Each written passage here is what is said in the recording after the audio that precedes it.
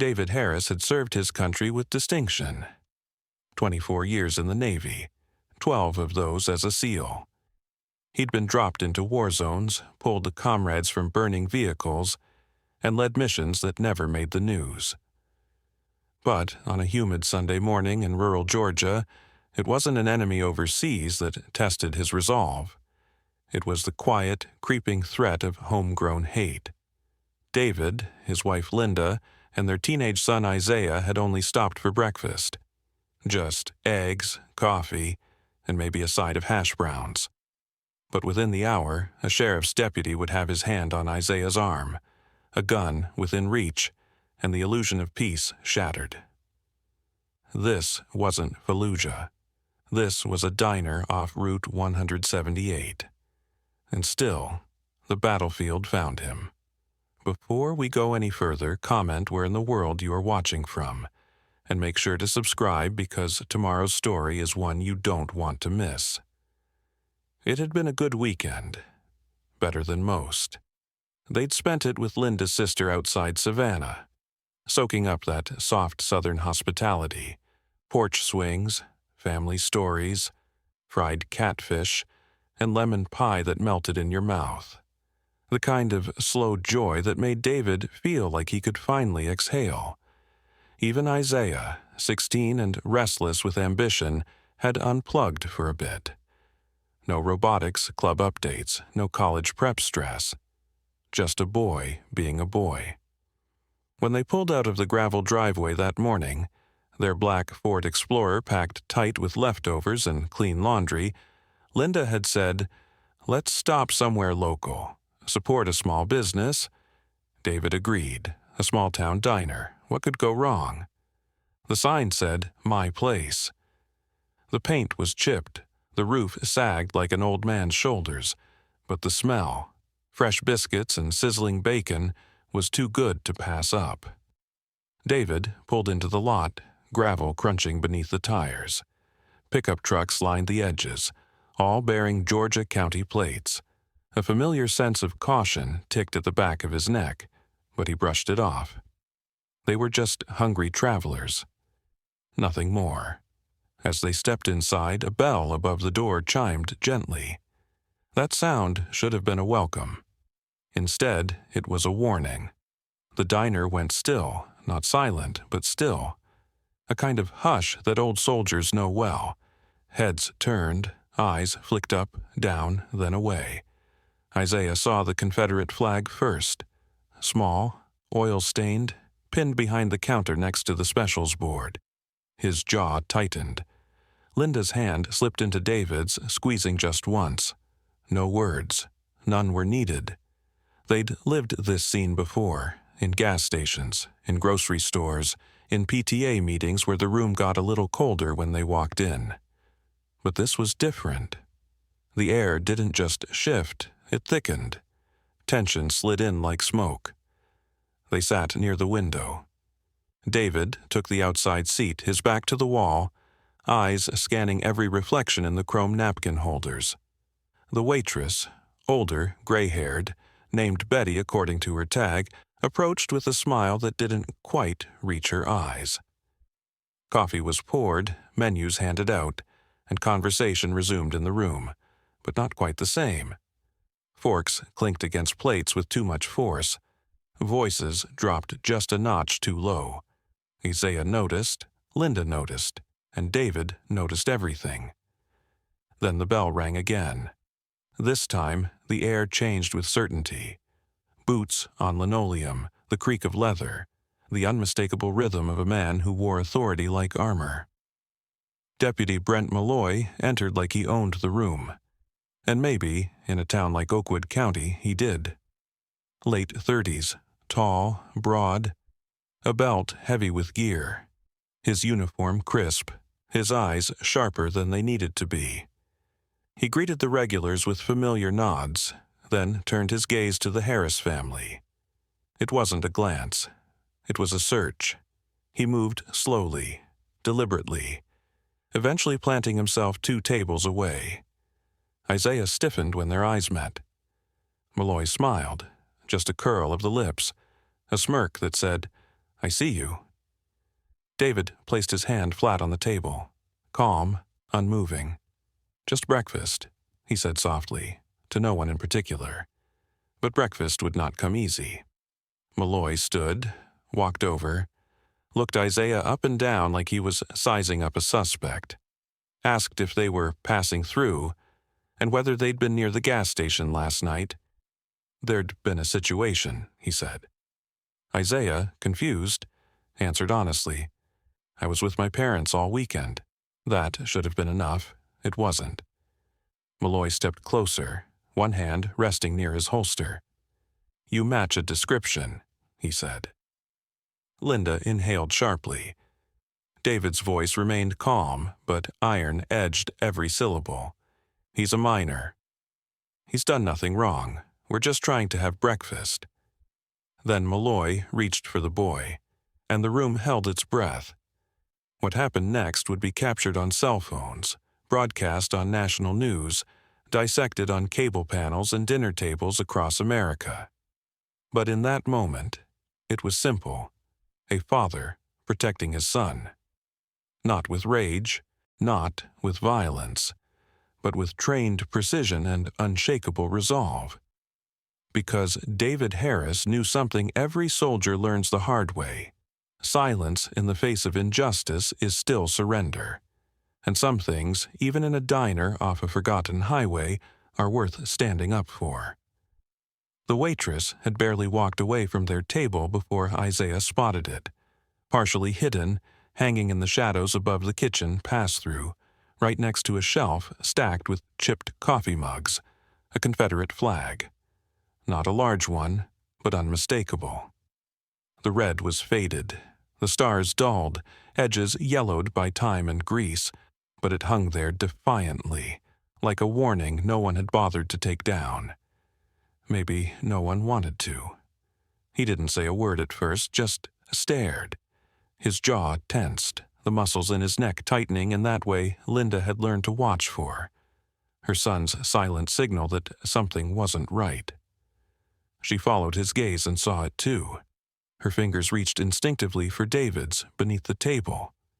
A light squeeze, not panic, not alarm, just their code. We're here. We're together. Eyes open. David didn't look at the flag. He didn't need to. He'd been in enough small-town diners from Alabama to Oregon to know what its presence meant. It wasn't heritage, no matter what folks claimed. Not when it hung in places like this. It wasn't a decoration, it was a declaration. This place isn't for you. But David Harris didn't rattle easily. He'd faced down Taliban commanders in the dead of night. He'd watched men die 6 feet from him and still completed the mission. He wasn't going to flinch at a piece of cloth. Still, his back stayed straight, his voice low. "Order what you want, son," he said. "We'll eat, we'll go." Isaiah nodded, though his eyes lingered on the flag.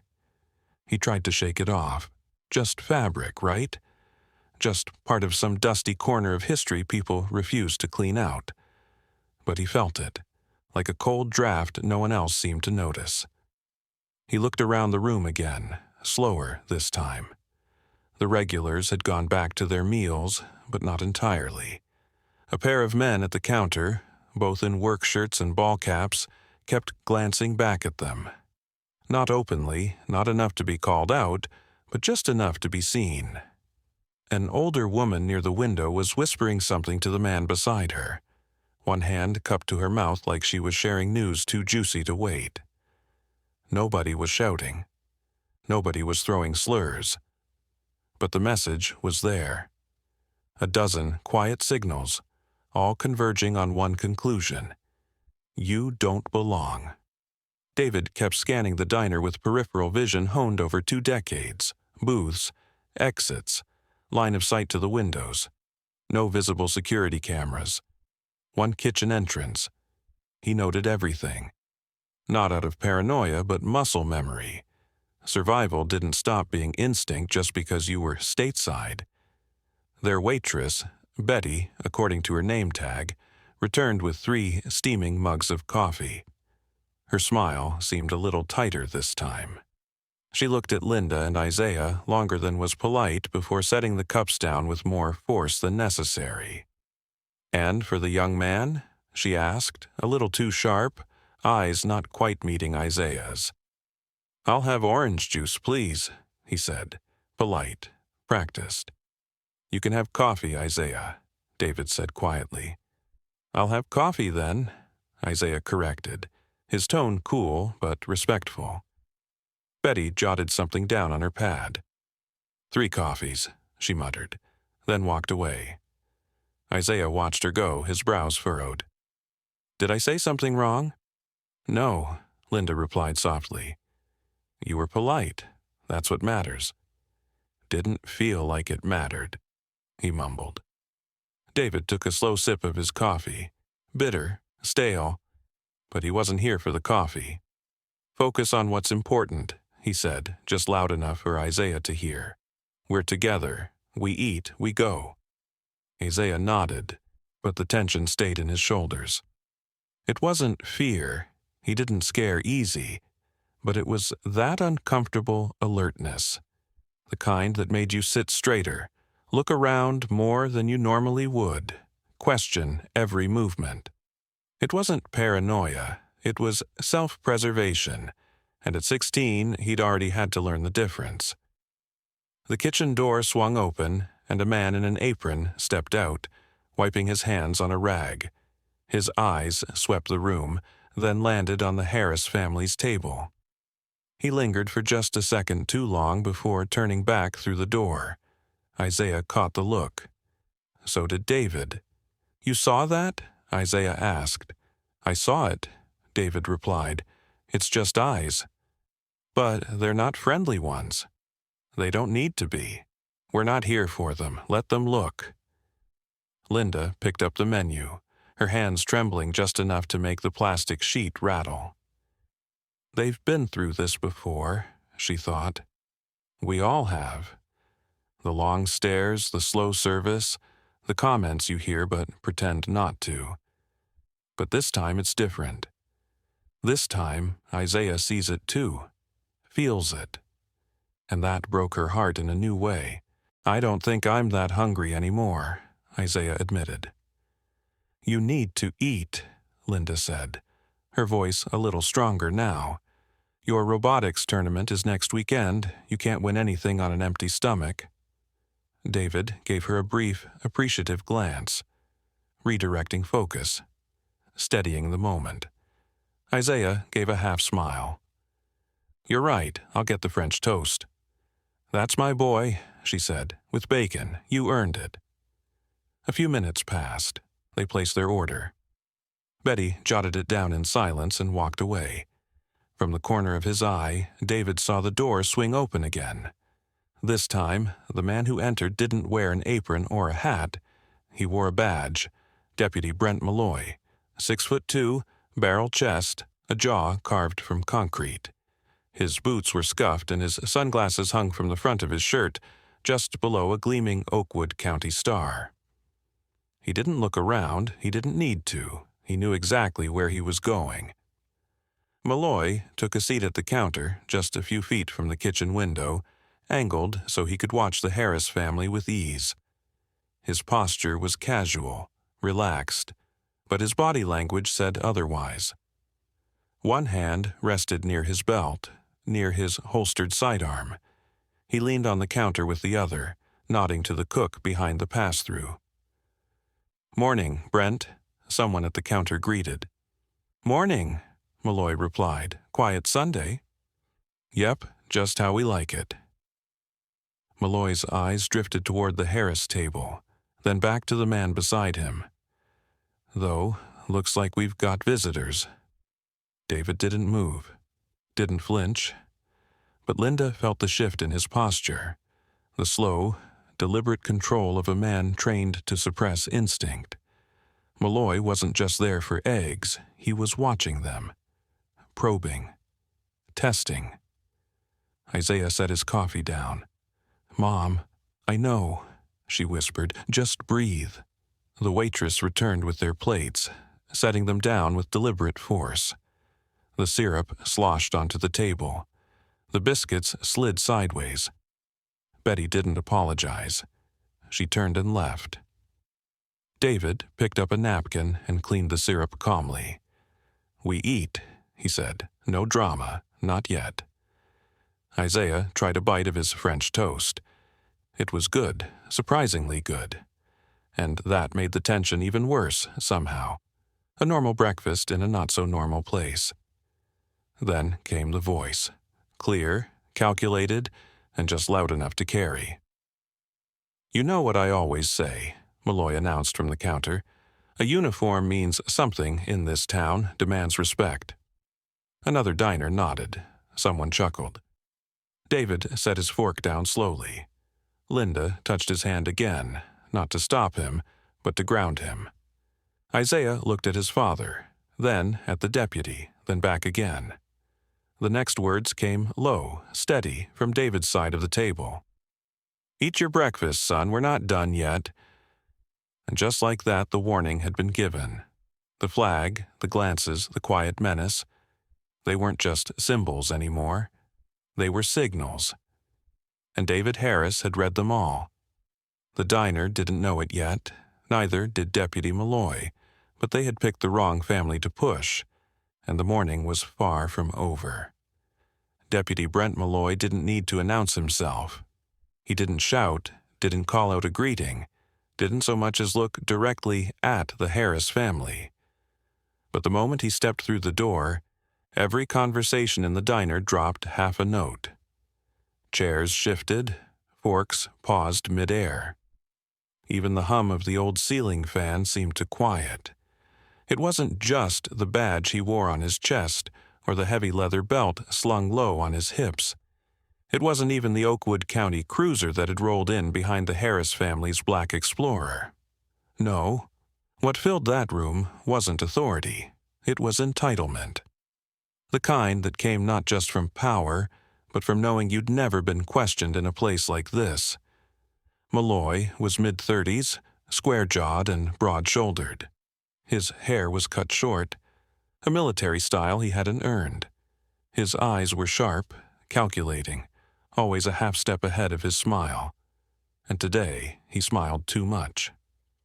"Morning, folks," he said, voice coated in honey but with edges sharp as glass.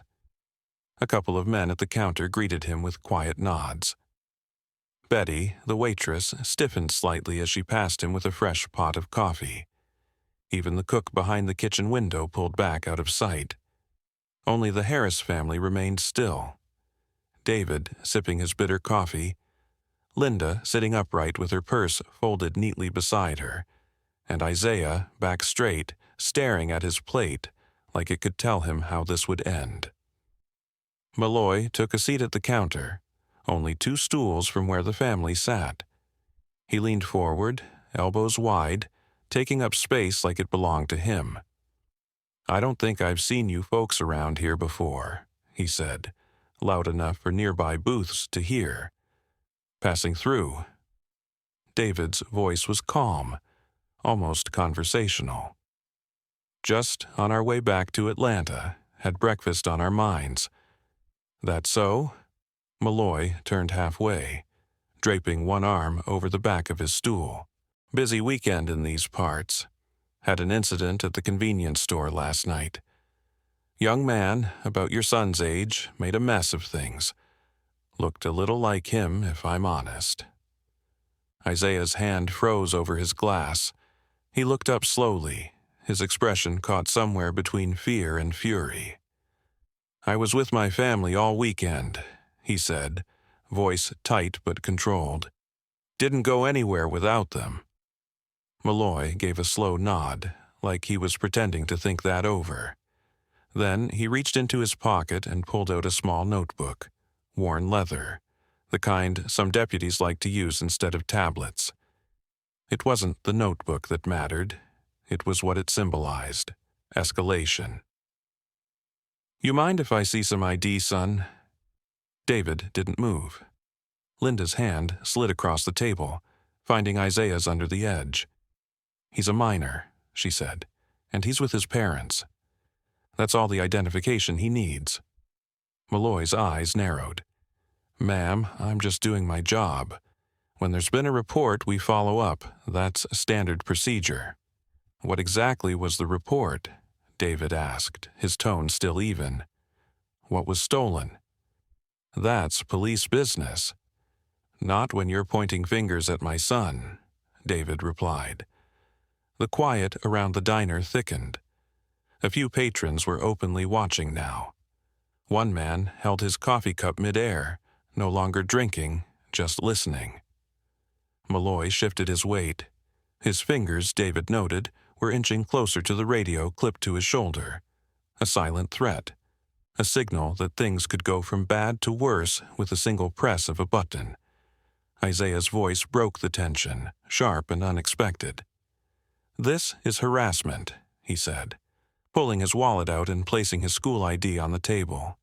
"I didn't do anything." "Isaiah," Linda warned, but David placed a calming hand on hers. "He's not wrong," David said, "but let's be smart." Malloy didn't pick up the ID. Instead, he leaned forward, voice dropping to a quieter register. "Boy, why don't you stand up for me? Let's make sure you're not carrying anything." David's body tensed. Slowly, he placed his coffee cup down and turned toward Malloy with the full weight of his gaze. "My son is not standing up for your entertainment," he said. "You've got nothing on him, no cause, no call, just your assumptions and that badge. And I'm telling you now, back off." For a second, just a second, something flickered across Malloy's face. Doubt, or maybe disbelief. He wasn't used to pushback, not here, not in Oakwood County, not from black men with quiet voices and steady eyes. But the moment passed, and his expression hardened. "You threatening an officer?" "I'm advising one," David said. "That's what professionals do when they see lines being crossed." Malloy didn't respond. He reached instead. A slow, deliberate movement, his hand closed around Isaiah's upper arm. Linda gasped. Isaiah flinched. That's when David stood. It was fast, but not rushed, controlled, fluid. A movement honed from years of training. One moment, he was seated. The next, he was upright and beside the table, one hand on Malloy's wrist. The diner went still again. Betty froze mid-step. The cook appeared in the pass-through, eyes wide. Even the men at the counter stopped pretending not to watch. "Let go of my son," David said, voice low but unshakable. Malloy tried to pull away, but David's grip didn't waver. He wasn't squeezing. He wasn't threatening. But something in his posture, relaxed yet ready, said clearly, "You will not win this." "This is assault," Malloy barked. "I could put you down for this." David tilted his head slightly, voice calm. "You've already assaulted a minor, deputy, and you've got a dozen witnesses. You want to go down that road, we can walk it together." Malloy's free hand twitched toward his holster. David didn't flinch. "You really want to draw a weapon in a diner full of families?" he asked. "On a man with both hands visible and empty? Think about your next step, deputy, because I already have." The threat wasn't in David's tone. It was in his certainty. Malloy's hand hovered, then slowly fell away. David released his grip and stepped back, raising both hands in a clear, peaceful gesture. "I'm not here to fight," he said. "But I will not let you put hands on my son. That's done." Malloy's face burned red. He looked around the room and realized the phones were up. Customers were recording. Maybe they had been for a while. He stepped back from the table, breathing heavy. "This isn't over," he muttered. "No," David agreed. "It isn't." Malloy stormed out without another word. The door slammed behind him. For several long seconds, no one moved. Then Betty stepped forward, quietly placing fresh napkins on the table. She didn't speak, but the way her hand trembled said enough. David sat back down. Isaiah's hands were shaking, barely able to grip his fork. Linda was silent, her eyes rimmed red. David reached out, gently tapping his son's plate. "You okay?" "I think so," Isaiah whispered. "Then eat. We still got places to be." Outside, the deputy's cruiser idled in the parking lot, engine running, but he didn't return. Inside, the Harris family finished their breakfast under the weight of every eye in the room. No one spoke to them, no one offered apologies. But something had changed. The badge had tried to intimidate. But dignity had held the line. And David Harris knew this wasn't the end. It was only the beginning. Malloy didn't leave, not really. He stormed out the door, sure, slammed it hard enough to rattle the bell above it and send a hush over the diner, but his cruiser remained in the gravel lot, engine idling. David could see the silhouette through the glare, broad shoulders hunched behind the wheel, one hand gripping the radio, the other likely on his thigh holster. Waiting, seething, watching. David had seen this kind of posture before, not in Georgia, but in places like Kandahar or Ramadi. Men who lost control too fast and needed a win back. It wasn't about safety anymore, it was about power. Malloy had been challenged, publicly, firmly, and worst of all, calmly. And that, David knew, made him dangerous. Inside the diner, the air had changed again. The tension no longer simmered, it crackled. Betty moved like she was walking on glass. The conversations at the counter were hushed, awkward. One of the men got up and left, mumbling something about needing to check his fields, though his plate was still half full. No one approached the Harris table, and no one offered help. But the phone stayed up. That, at least, was different. In David's younger days, incidents like this disappeared as fast as they happened. Now, people recorded. Even if they didn't interfere, they documented. And documentation could save lives. Isaiah had calmed enough to eat a few bites of French toast. His left hand, however, still twitched every now and then beneath the table. Linda hadn't touched her food. She kept looking at the front door, then the window, then her husband. Her lips pressed into a line that meant she was holding something in. Worry, anger, maybe both. "I think we should go," she said, not quite whispering, not quite steady. David nodded slightly. In a moment. He wasn't finished observing. The movement came fast. A second cruiser pulled into the lot, stirring the gravel like a warning rattle. A newer model Dodge Charger, black with white decals, engine rumbling low like a sleeping bear. David's eyes narrowed. That wasn't just any backup unit, that was a command vehicle. "Company's coming," he said flatly. Linda straightened in her seat. "More?" "Yep." "Why?" Because he didn't like how the last conversation ended. The second officer who entered was taller than Malloy, older too, mid-50s, built like a linebacker who hadn't let himself go. His uniform was crisp, his gun belt shined.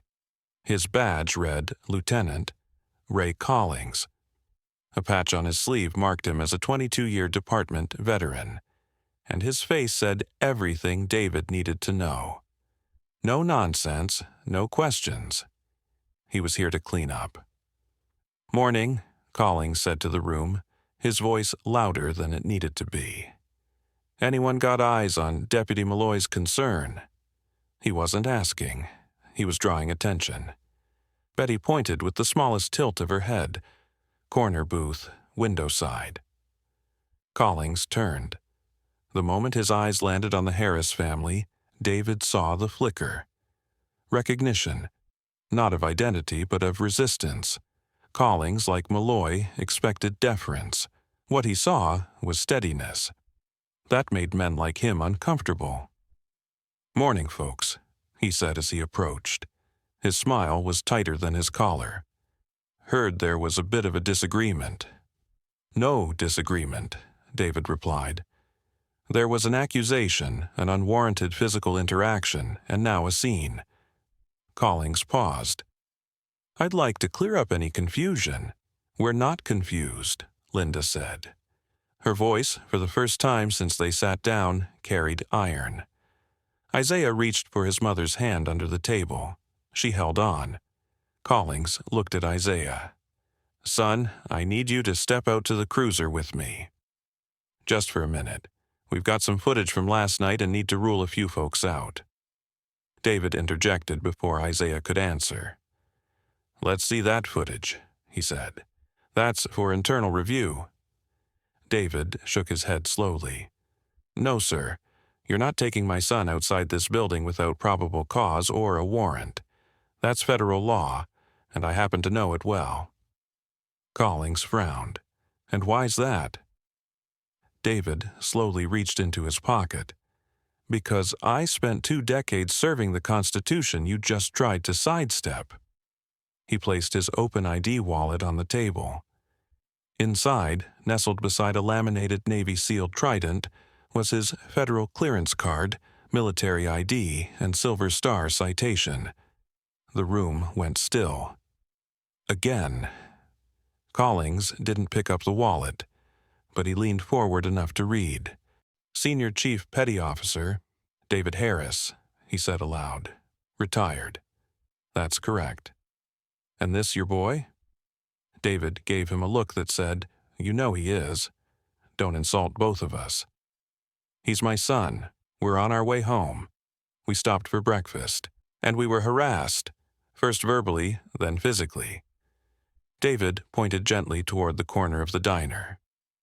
"There are cameras up there, and about half the diners here have been recording on their phones since Malloy made contact."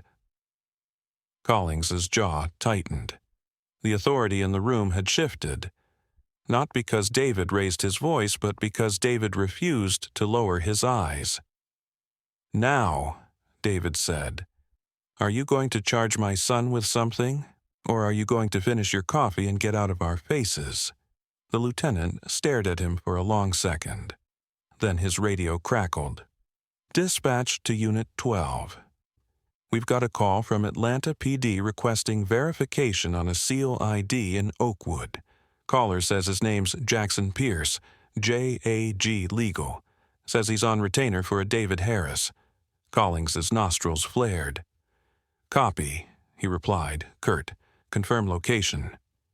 The radio clicked. David smiled, barely. "I called when I stepped out to use the bathroom 10 minutes ago," he said. "Figured this wouldn't end quietly." Isaiah looked at his father with a mix of awe and relief. Collings backed up half a step. The power dynamics were unraveling, and he knew it. "You said your boy was assaulted?" he asked, still posturing but softer now. "He was grabbed, without cause. That's assault in most states." "We'll file a report." "No," Linda said, cutting in. "We'll file our own. With Atlanta Legal, our congressman, and whichever journalist picks up the phone first. We're done being quiet about this." Collings gave her a long, appraising look. He was outmatched. He nodded once and turned. The entire diner exhaled. Betty brought the check to the table without a word. When she saw David's ID still on the table, she blinked twice and whispered, "Thank you for your service," then quickly walked away.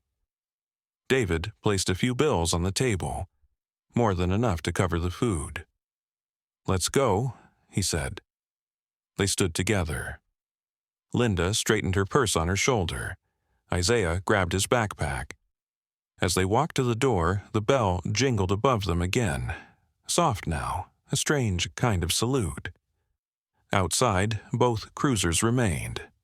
Malloy sat in the passenger seat of the second one now, face blank, hands clenched on his knees. He didn't speak. He didn't look up. The Harris family got into their SUV. David adjusted the rearview mirror, started the engine. Then he looked at his son. "You okay?" Isaiah gave a quiet nod. "That was insane." David glanced in the mirror again. Number. That was America. And they drove away, together, intact, but changed. Because sometimes the uniform isn't the threat. Sometimes it's the silence that follows it. And for families like the Harrises, silence was no longer an option. The drive away from My Place Diner should have been quiet, reflective. They'd made it out without cuffs, without bruises, without blood. By modern standards, that was a win. But the silence inside the Harris SUV wasn't peace. It was pressure, bottled and barely contained. Isaiah sat in the back, staring out the window. He didn't speak. Didn't blink much either. Just clenched and unclenched his fists every few seconds, like he was trying to let go of something his body wouldn't release. Linda sat up front, arms crossed tight across her chest, her jaw locked, eyes straight ahead. She hadn't said a word since they pulled out of the parking lot. David kept both hands on the wheel, posture rigid, breathing slow, measured. Every mile marker they passed didn't feel like distance gained. It felt like justice deferred. 10 miles down the road, David pulled over. The SUV eased onto a gravel shoulder near a wide field of corn and wildflowers. There were no cars in sight, no buildings, just open sky and tall Georgia sunflowers nodding in the breeze. "Why are we stopping?" Linda asked. David didn't answer at first. He shut off the engine and sat in the silence, the heat creeping into the cabin. Finally, he turned to face her. "Because if I keep driving, I'm going to miss what just happened to our son." Linda blinked. "We lived it." "No," David said, voice low, controlled. "We survived it. That's not the same." He turned to the back seat. "Isaiah." The boy didn't respond. "Son," David said again, "look at me." Slowly, Isaiah met his father's eyes. His own were glassy now, that strong boy front finally starting to break. David spoke gently but firmly. "What happened back there was not your fault." Isaiah's voice cracked. "He grabbed me like I was nothing." "You are not nothing." But they looked at me like I was guilty before I even spoke, before I moved. I didn't even do anything. "No," David said, "you didn't." And they knew that. That's the point. It was never about guilt. It was about control. Linda turned, her voice sharper than it had been in hours. "So, what now? We call a lawyer? We go to the press? What's the next step?" David's silence was answer enough, for now. The moment hadn't passed yet. Not for him. That evening, after they reached Atlanta, David dropped Linda and Isaiah at home and kept driving. He didn't say where he was going, just that he'd be back. Linda knew better than to argue. She could see it in his posture, tight, heavy. The way he walked back to the SUV with his shoulders high, jaw firm, eyes clouded but burning behind. David drove to a place he hadn't been in years, a battered cinder block building just south of town, Atlanta Veterans Outreach Center. The outside was unremarkable, just an old structure with a faded American flag waving from a short pole out front. But for men like David, it was sacred ground. Inside, the air smelled like strong coffee and pine floor cleaner. Fluorescent lights buzzed overhead. A few old-timers sat around folding tables, playing dominoes and muttering about politics. In the back room, the one with plaques and folded flags, David found Harold "Smitty" Smith, a Vietnam vet who'd run the center for 30 years. Smitty looked up from his desk, adjusted his wire-framed glasses and whistled low. "David Harris, thought you were done with us." "I thought so, too." "You look like you're carrying something heavy." "I am." Smitty nodded, pushed aside his paperwork, and motioned toward the chair across from him. "Put it down." David sat. The chair creaked beneath him. He told Smitty everything, every stare, every word, every movement. From the moment Malloy walked in to the moment he put hands on Isaiah, to the lieutenant's arrival, to the burning shame that Isaiah didn't deserve to carry but now would anyway. Smitty listened, didn't interrupt. Just sipped his coffee, slow and steady. When David finished, he let the silence hang. Smitty finally spoke. "You kept your cool." "I had to. Most wouldn't." "I wasn't most. I was a SEAL. I was trained to control chaos." "But now the chaos is coming home," Smitty said. "And the rules aren't written by commanders anymore. They're written by people who don't want you to win." David's voice cracked for the first time. "They put their hands on my boy." "And you didn't break his arm," Smitty said with a proud smirk. "That's restraint." David rubbed his hands together slowly, as if the memory were something he could scrub off. "I need to act," he said, "but not out of rage, out of purpose." Smitty nodded. "So, what's your move?" "I want to write it down, everything, document it, file the official complaints, legal, federal, everything." Smitty grinned. "That's the David I know. You don't come in loud, you come in legal." "And then," David continued, "I want to stand in front of a camera. Not for me, for Isaiah, for every parent who's ever watched a badge come between their child and their dignity." 2 days later, David stood on the steps of the Atlanta Federal Courthouse, wearing a crisp navy blue blazer, polished boots, and a tie he hadn't worn since retirement. Beside him stood Marcus J. Turner, civil rights attorney and longtime friend of Linda's cousin. Smart, sharp, and unafraid of any courtroom in the South. A small crowd had gathered, reporters, activists, local clergy, and Isaiah, standing just behind the podium, flanked by his mother, his posture tall, his eyes steady now. David stepped up to the mic. "I served this country," he began, "for 24 years. I did it proudly. I did it willingly. I risked my life in places where I didn't speak the language, didn't know the terrain, and still gave everything I had. But I didn't do it so my son could be manhandled in a diner on a Sunday morning in the state he calls home." He paused. "We didn't raise our son to fear uniforms. We raised him to respect justice. But what we experienced that morning wasn't justice. It was intimidation dressed in a badge and delivered through silence. And we are here today to say, not anymore." He outlined what they were demanding. A federal investigation into the Oakwood County Sheriff's Department. A civil suit against Deputy Malloy for unlawful detainment and assault. The establishment of mandatory racial bias and de-escalation training for rural law enforcement. And finally, a public apology from the Oakwood County Sheriff himself. The cameras clicked. Reporters shouted questions. But David's last words cut through all of it. Strength doesn't always look like shouting. Sometimes it looks like standing your ground with your hands visible and your record clean. That's what I did. That's what my son did. And that's what we'll keep doing. Until every child in this country knows their worth doesn't depend on someone else's suspicion. Back at home that night, Isaiah sat beside his father on the porch swing, watching the fireflies rise in the thick summer dusk. "You really weren't scared?" he asked.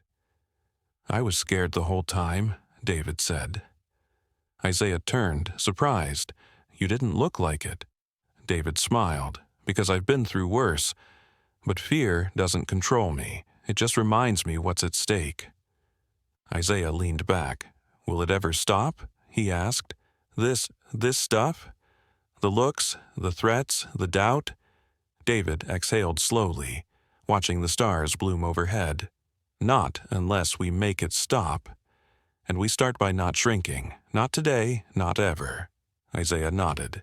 And that night, the boy who'd once been grabbed by the arm in a diner slept soundly for the first time in 3 days, because his father had turned calm into control, and control into a call for change. Truth, when it finally lands, rarely arrives with fanfare. Sometimes it slips in sideways, quiet, inconvenient, undeniable, and sometimes it barrels through the door like a storm you can't outrun. 3 days after David Harris spoke at the steps of the Atlanta Federal Courthouse, the first ripple turned into a wave. It began online. At first, it was just a short clip, 22 seconds long, filmed from inside My Place Diner. A shaky phone camera, aimed low, but pointed directly at the booth where Deputy Malloy had reached across the table and grabbed Isaiah's arm. The audio wasn't perfect, but you could hear it. Isaiah saying, "I didn't do anything." And David's calm, commanding voice right after, "Let go of my son." 22 seconds. That's all it took. Within an hour, the clip had spread across Twitter like wildfire, retweeted by local civil rights groups, reshared by retired military veterans who knew David, and boosted by influencers who had never heard his name until now. The hashtag number "Let Go of My Son" began trending. Then came the second clip, longer, clearer. It showed David standing, lifting his hand to Malloy's wrist and saying, "You want to draw a weapon in a diner full of families, on a man with both hands visible and empty? Think about your next step, deputy, because I already have." This time, the video hit national platforms, MSNBC, CNN, even Fox News, though their framing leaned more toward tensions in small-town law enforcement. By that evening, the entire incident had a name, the Oakwood Diner Assault, and David Harris was no longer just a retired Navy SEAL. He was a symbol. David had spent most of that day at home, away from the noise, stacking firewood behind the garage and ignoring the vibrations from his phone.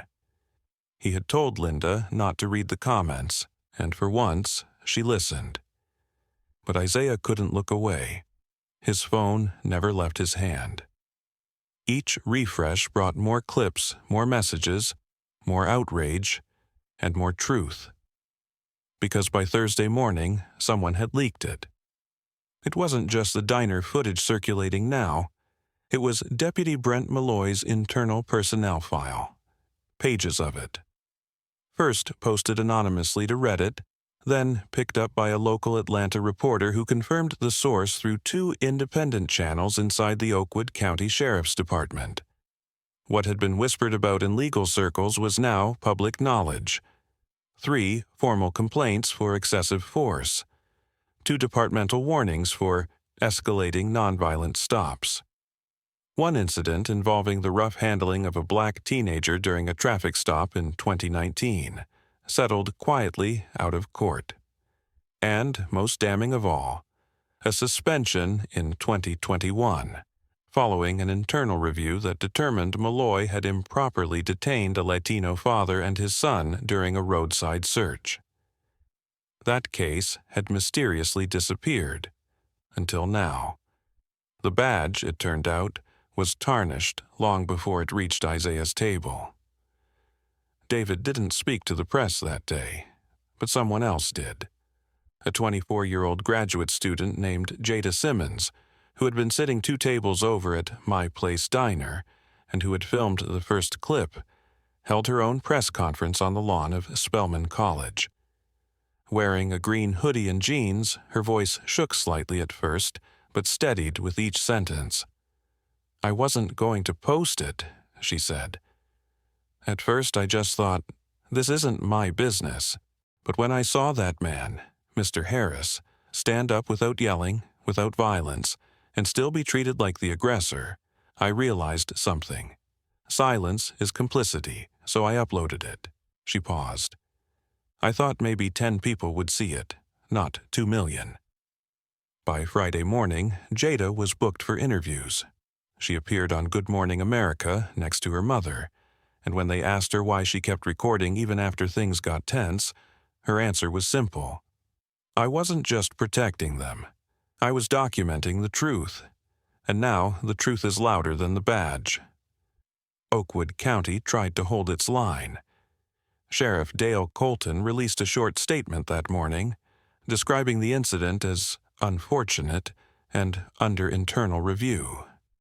He emphasized that Deputy Malloy had served with distinction and that the department stood behind its personnel. But the damage was done, and the statement only made things worse. Because on Saturday another video dropped.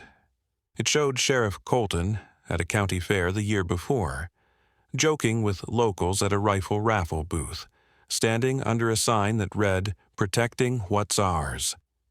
In the clip, when asked about growing calls for police reform, Colton laughed and said, "Ain't no reform coming to Oakwood unless Washington sends in the Marines."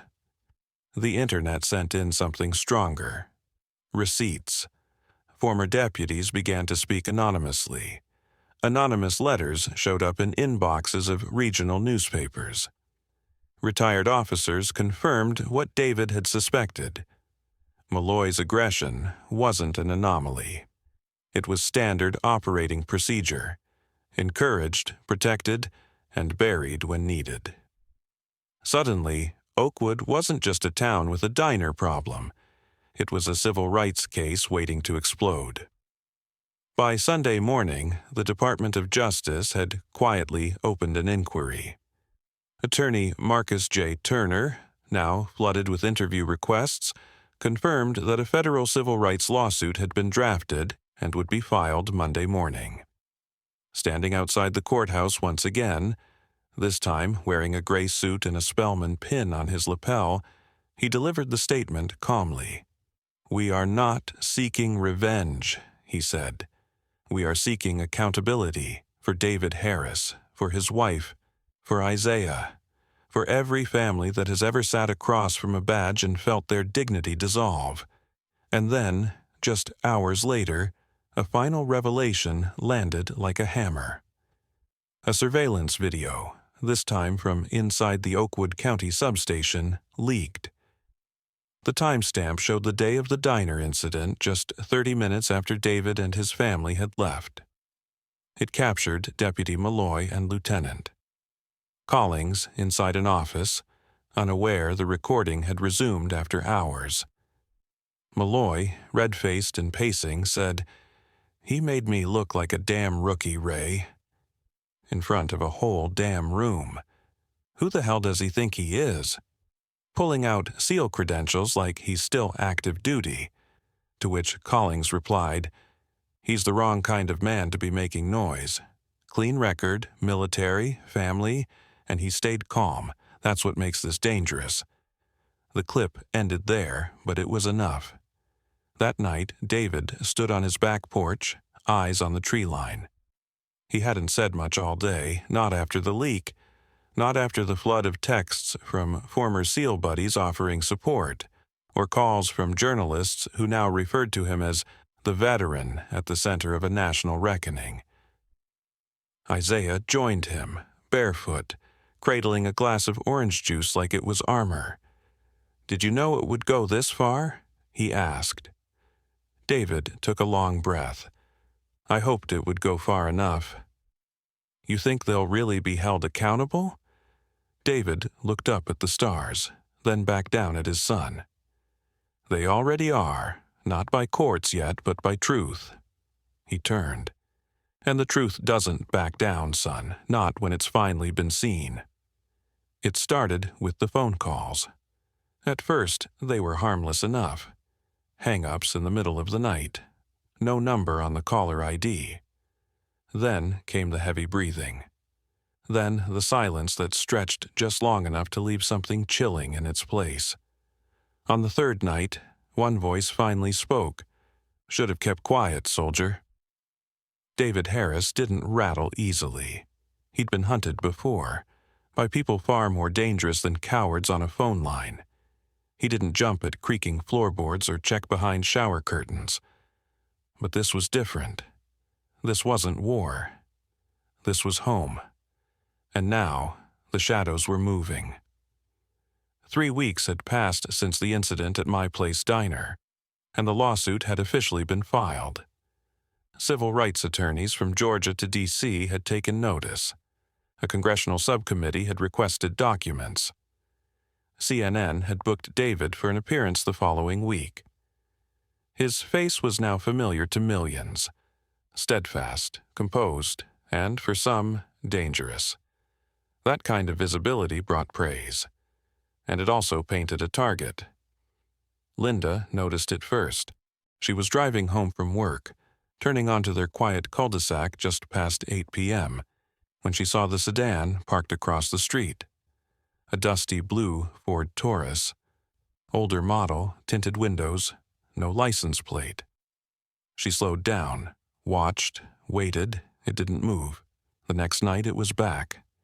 She pointed it out to David, who stood on the porch and watched the car from behind a column. "They're watching," she said. David didn't nod, didn't speak. But later that night he unpacked a dusty black case from the back of the hallway closet. Inside was a home surveillance kit, a gift from a former Navy buddy years ago. He'd never felt the need to use it, until now. Within 24 hours, 5 motion-detecting cameras were mounted discreetly around the Harris property. One covered the mailbox. One pointed toward the end of the driveway. 2 covered the front and back entrances.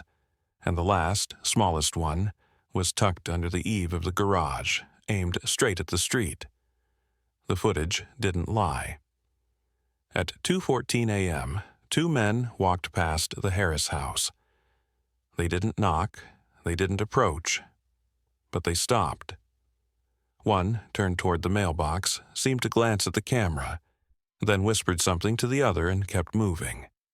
David froze the footage and enhanced the frame. The man was wearing a sheriff's department hoodie.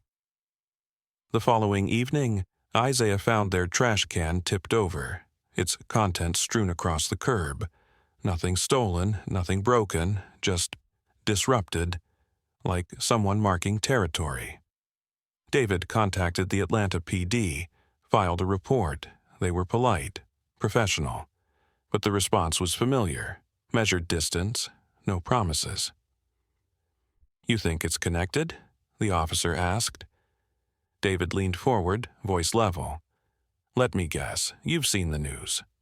The officer shifted uncomfortably. "Yes, sir?" "Then you already know the answer." The next morning, the retaliation became official. David received a certified letter from the Oakwood County Board of Zoning. It claimed that the family's recent media activity and public legal conduct had triggered an anonymous complaint about their Atlanta property being used for unsanctioned legal gatherings. The language was vague, clearly fabricated, but dangerous. The kind of bureaucratic harassment designed to tie up a man's energy and time. David smiled grimly as he folded the letter. "You poke the machine," he told Linda, "and it starts throwing gears." Then it got worse. At 3:38 a.m. on a Thursday, the Harris family woke to the blaring horn of their SUV. The car alarm was screaming. David grabbed his flashlight and moved like a man 10 years younger, sweeping the driveway with precision, scanning shadows with trained eyes. No one was there, but on the windshield under the wiper was a note, scrawled in block letters, "Seals die too." He didn't show it to Linda, not right away. Instead, he made another call, to Jackson Pierce, his attorney from the JAG days. "Jackson," he said, "I think they've moved past intimidation." The very next day, Marcus Turner, the civil rights attorney handling their case, organized a press conference. Not at the courthouse this time, but in front of the Harris home. It was a bold choice. Risky. But Marcus knew the game. When threats come in shadows, the best weapon is light. Microphones lined the front lawn. Reporters fanned across the sidewalk. Neighbors watched from porches, some curious, some clearly concerned that the national spotlight had landed on their suburban street. David stood beside Marcus, jaw set, but eyes steady. When Marcus took the podium, he didn't hold back. "We have received credible evidence," he said, that individuals affiliated with or sympathetic to the Oakwood County Sheriff's Department have engaged in acts of intimidation, harassment, and veiled threats against the Harris family. He pointed to the cameras. We are not afraid, but we are not naive. This is the cost of challenging a broken system, and for every shadow that moves, we will respond with truth, law, and sunlight. David spoke next. Calm, measured, controlled. I've dealt with threats before, he said. Real ones. The kind that come with bullets, not notes. But this is cowardice, because men who know they've lost the moral high ground resort to back alleys and silence. He paused. Let me be clear. I will not be silenced. I will not be moved. I didn't train to run. I trained to stand. And that's exactly what we're doing. The retaliation campaign began to backfire. Journalists dug deeper. A whistleblower inside the Oakwood County Sheriff's Department came forward anonymously, confirming that certain deputies had, in fact, discussed payback for the public humiliation caused by the diner incident. A second leak confirmed that Lieutenant Ray Collings, the officer who'd tried to defuse the incident on site, had authorized the surveillance of David's home for departmental security reasons. That memo made national headlines. Pressure mounted. Again, the Department of Justice accelerated its inquiry. A federal judge ordered a temporary restraining order against Oakwood personnel approaching the Harris residence. The shadows were being named. And when shadows are named, they shrink. At home, Isaiah found new strength in the chaos. He started recording daily video journals, talking directly to the camera from the kitchen table. At first, they were just for himself. But he posted one, then another. Soon, they were being shared by high schoolers across the country. The boy, once grabbed by the arm in a small-town diner, was now speaking to tens of thousands of teens about power, fear, and dignity.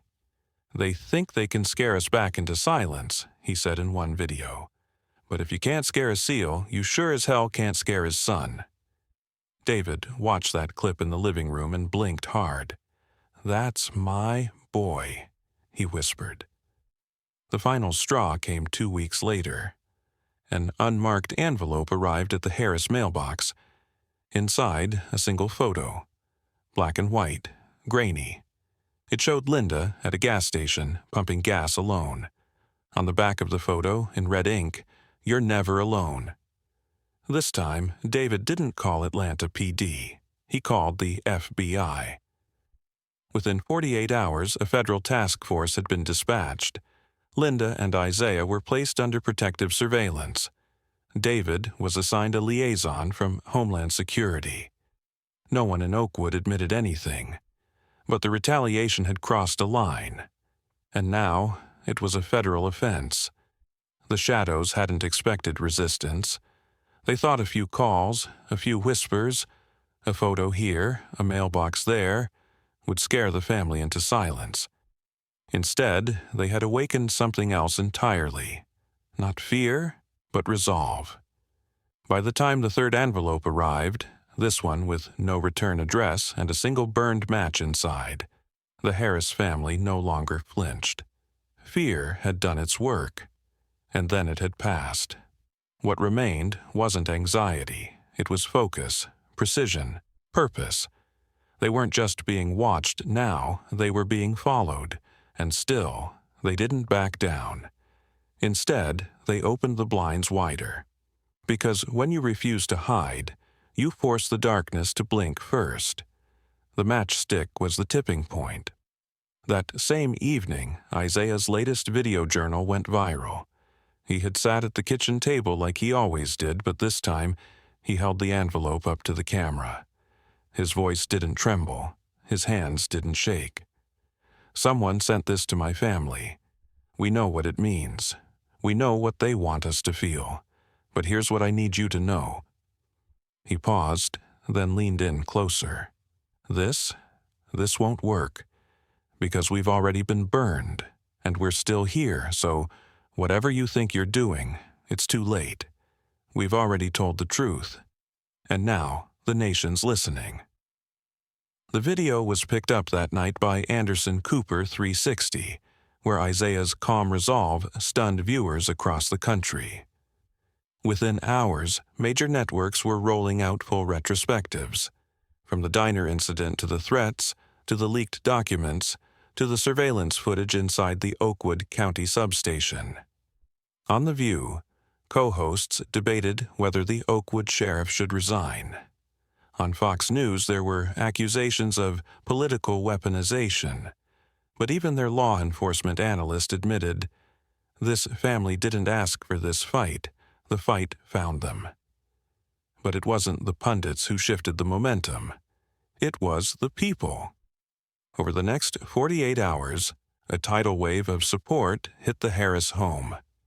Veterans for Justice, a nonprofit group of former military personnel, released an open letter signed by over 4,000 active duty and retired service members. The letter praised David's measured discipline, civic courage, and continued service beyond uniform, calling his restraint during the diner incident a model of American moral strength. The American Pediatric Association issued a statement condemning the psychological toll inflicted on Isaiah, citing the clear signs of targeted racial intimidation. Even the Fraternal Order of Police, long known for defending officers under fire, released a tepid but telling statement. While we support law enforcement integrity, actions that violate civil rights and due process cannot be shielded by a badge. The silence was over. The spotlight was full and blinding. Then came the march. It wasn't David's idea. In fact, he hesitated when Congressman Elijah Morris, a black U.S. representative from Georgia's 5th District, called and suggested it. I appreciate the offer, David said, standing in his backyard under a rusting wind chime. But I didn't do this for crowds. I did it for my boy. I know, Morris replied, which is exactly why they'll show up. Not for you, not for headlines, but because they've been your boy. The march was held on a clear Saturday morning. Over 12,000 people gathered on the streets of Atlanta, most wearing navy blue in honor of David's service. Some carried signs that read, "Let go of my son." Others wore T-shirts printed with Isaiah's now famous quote, "You've already burned us. We're still here." At the front of the march, David walked quietly beside Linda and Isaiah, holding his son's hand, not like a boy needing protection, but like a man stepping into his own legacy. Behind them marched 4 generations, grandmothers who remembered the sit-ins, parents who remembered Rodney King, children who had marched for George Floyd, and veterans who had fought in deserts and jungles, and now walked these streets because the fight had followed them home. The air was electric, not angry, not vengeful, focused. That same day, President Elaine Winters held a press briefing from the White House Rose Garden. Though she stopped short of commenting directly on the lawsuit, her words sent a clear signal. In this nation, the Constitution doesn't change based on zip code, and the rights of our children don't expire when someone feels uncomfortable. We are reviewing federal policy around law enforcement conduct, surveillance, and community accountability, because no American, especially a child, should fear the people sworn to protect them. The message was clear. The executive branch was watching. Oakwood County, once just a dot on a Georgia map, had become the epicenter of a national reckoning. By Monday, under mounting pressure, Sheriff Dale Colton announced an indefinite leave of absence. Lieutenant Ray Collings was placed on administrative suspension. Deputy Malloy was nowhere to be found. Rumors said he'd left the state. But David didn't celebrate. Not yet, because systems don't break open from a single crack. They buckle slowly, under weight, time, and unrelenting truth. Back at home, the Harris porch was never empty. Cards arrived by the hundreds. Meals were dropped off daily. Neighbors who once waved politely now offered chairs, stories, and apologies. One elderly white veteran, Mr. Alton Crowley, retired Marine, stopped by one evening with a folded flag under his arm. "I don't have much to give," he said, "but this flag flew over my camp in Vietnam in '69. I never thought I'd need to hand it to someone who fought a quieter war right here at home. But you earned it, Chief." David accepted the flag in silence. He didn't unfold it. He just held it tight. That night, Isaiah asked the question David had feared and hoped for. "Are we winning?" David paused, took a slow breath. "We're not losing. But we're not safe yet?" "No," David said. "We're not safe, but we're seen." Isaiah looked down. "Does being seen help?" "It's the first step," David replied, "because you can't heal what the country refuses to see." At the next school board meeting, Isaiah spoke, formally, publicly. He didn't speak as a victim. He spoke as a citizen, as a student, as a son. "I was grabbed, accused, followed, and threatened, but I was also recorded, defended, and remembered. That's the part I'm holding on to, because that's the part we get to build from." The room gave him a standing ovation. Even the principal, who had once quietly warned him to lay low, was on his feet. And so, in the span of 4 weeks, the Harris family had gone from unknown to unforgettable. Not by chasing fame, not by courting outrage, but by standing. By refusing to let a whisper turn into silence. By refusing to let fear become policy. From silence to spotlight, the nation hadn't just reacted. It had awakened. And for the first time in weeks, when David stood on his porch that night watching the moon rise above the pines, he allowed himself something rare. Not pride, not vengeance, but hope. Quiet, cautious, earned. Because the fire that had been lit wasn't one of destruction anymore. It was one of illumination. And it was still burning. The headlines faded, the press trucks left. Even the whispering neighbors eventually returned to their routines. But inside the Harris home, nothing returned to the way it was. Because legacy doesn't announce itself with applause. It reveals itself in the quiet after the storm. 6 months after the diner incident, a new sign was hung at the entrance of the family's modest property. Harris House for Justice, established. 2024. What began as a response had become a mission. David, with his years of discipline and service, now spent his mornings on video calls with lawmakers, advisors, and veterans groups. He'd been asked to testify before a congressional committee about rural policing and the rights of civilians under federal protection. His words were clipped, deliberate, honest. "I fought for this country overseas, but I never expected the hardest battle to be waged in a small-town diner over a plate of eggs and a black boy's dignity." His testimony was replayed across the nation. Meanwhile, Linda had transformed their kitchen into a command center.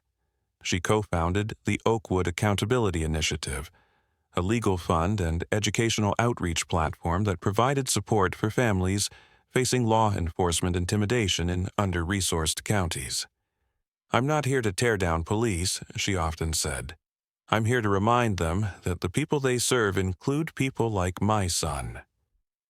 And Isaiah? He didn't stay in the shadows either. His video journals, raw, thoughtful, and unfiltered, became a weekly series called Still Here. They were picked up by a youth media network and watched by tens of thousands of students each week. He covered everything from trauma to civic rights to how to stay safe during a traffic stop without losing your self-worth. He even traveled to speak at high schools in Alabama, South Carolina, and Tennessee, standing before gyms full of students who saw in him what he never used to see in himself: power without permission. But perhaps the most profound transformation came in the form of policy. 3 months after the federal investigation, the Department of Justice issued a sweeping review of law enforcement practices across small jurisdictions in the Southeast. Oakwood County was cited for gross negligence in officer accountability, procedural bias, and lack of de-escalation training. Under mounting national and legal pressure, the Oakwood Consent Decree was born, an unprecedented legal agreement requiring mandatory body camera usage, quarterly racial bias training, mental health screenings for all sworn officers, a citizen oversight board with rotating community leadership. But it didn't stop there. David proposed a national template based on his family's experience, one that would require any department receiving federal funds to provide training in constitutional rights, emergency medical response, and racial de-escalation techniques. In April, Congress passed the Isaiah Protection Act, aimed at protecting minors from unjust law enforcement confrontation without immediate parental presence or legal counsel. The bill passed with bipartisan support. Isaiah, wearing his school blazer, stood next to the president as she signed it. He didn't smile for the cameras. He just nodded. And yet, despite the public success, the personal scars remained. Sometimes, Isaiah still jumped when the doorbell rang unexpectedly. Sometimes, David stared at the streetlight too long, watching for cars that didn't belong. But in those moments, they reminded each other. They had made it through. Not untouched, but unbroken. The diner where it all began was bought out by a local activist group and reopened under a new name, Table 6. A plaque hangs at the booth where David and Isaiah once sat, etched with a single line, where silence was broken and justice began. One evening, nearly a year after the incident, David sat on the back porch with Isaiah watching the sun settle behind the trees. The cicadas buzzed. A breeze played through the wind chime, which had once rattled with fear. Isaiah turned to him and asked, "Would you change anything if you could?" David thought for a long time, then answered, "I'd change how it started, but not where we ended up. Because legacies aren't built in moments of glory. They're built in choices, in how you stand when it's hard, in what you teach your children about dignity, and in what the nation decides to do when it finally decides to listen. That's the legacy of the Harris family. Not tragedy, not vengeance, but change, etched in law, in hearts, and in history. This story might be over, but the mission is far from finished. Have you ever witnessed or experienced injustice, but stayed silent? What would you do differently now? We'd love to hear your thoughts in the comments below. If you believe stories like this can inspire change, please like, share, and subscribe to our channel. By subscribing, you'll help us bring more powerful, real-world stories to light and ensure that voices like David's and Isaiah's are never silenced again. Your voice matters. Let's make it count, together.